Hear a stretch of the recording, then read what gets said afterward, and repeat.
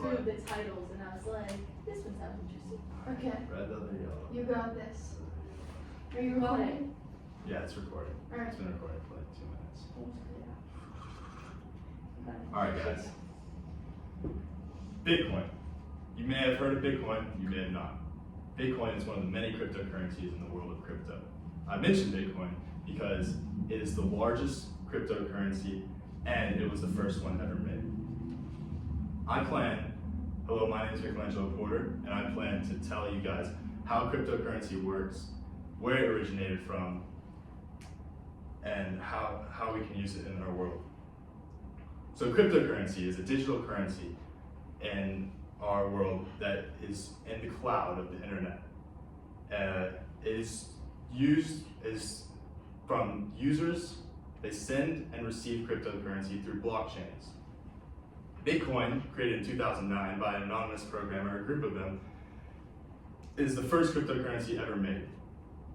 It is decentralized, meaning that it is not controlled by a central organization, such as fiat currencies, like the US dollars, are controlled by banks, which means that governments, policies, and interest rates have a big influence on the value of the dollar as they can print more money, etc. So Bitcoin has a limited supply, meaning that its value will always go up as long as there's demand. And we all use currency, so there needs to be a demand. Research published in the Journal of Economic Perspectives says that Bitcoin paved the way for thousands of cryptocurrencies. So since Bitcoin's induction, there's been thousands of more cryptocurrencies that are being used besides just Bitcoin. I already mentioned decentralization. Another benefit to cryptocurrencies, such as Bitcoin, is that it's lower costs for transaction fees. So when a bank transacts, or when you make a transaction across borders, or even just in general, a wire transfer, it can cost a pretty hefty sum, like $30 or maybe even more. If Bitcoin or any other transaction is very small percentage, basically less than $1. With this, it is also faster than traditional transfers.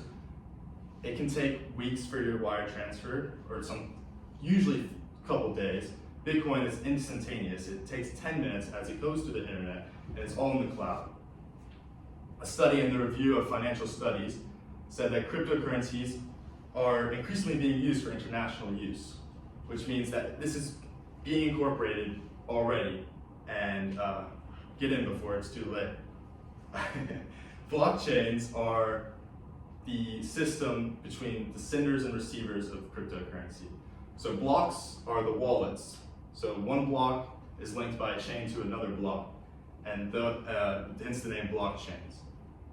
They are also decentralized, means that no single entity controls the blockchains at all. And all the blockchains data is recorded and it stayed there, and no one can tamper with it, which prevents fraud and manipulation of the money. Cryptocurrency could change global finance as we know it, as there are many people in the world who do not have access to centralized organizations like banks to store their money. According to the World Bank, in 2020, 1.7 billion people do not have access to traditional financial services like banks. In this case, via the internet, cryptocurrency could be a way for them to have a universal global currency to purchase things across waters or even just in their hometown. Overall, Bitcoin and all cryptocurrencies are a great addition to the world, and because they are decentralized and their value goes up intrinsically, and this is all very secure. However, the cryptocurrency market fluctuates. It's very volatile, meaning it swings up and down. Just this morning, Bitcoin was at 65,000. I watched it go up to 67,000 in 30 minutes, all the way back down to 65,000 in another 5 minutes. So be cautious when you're getting into cryptocurrency, but it may be the future of our currencies as we know it. Thank you.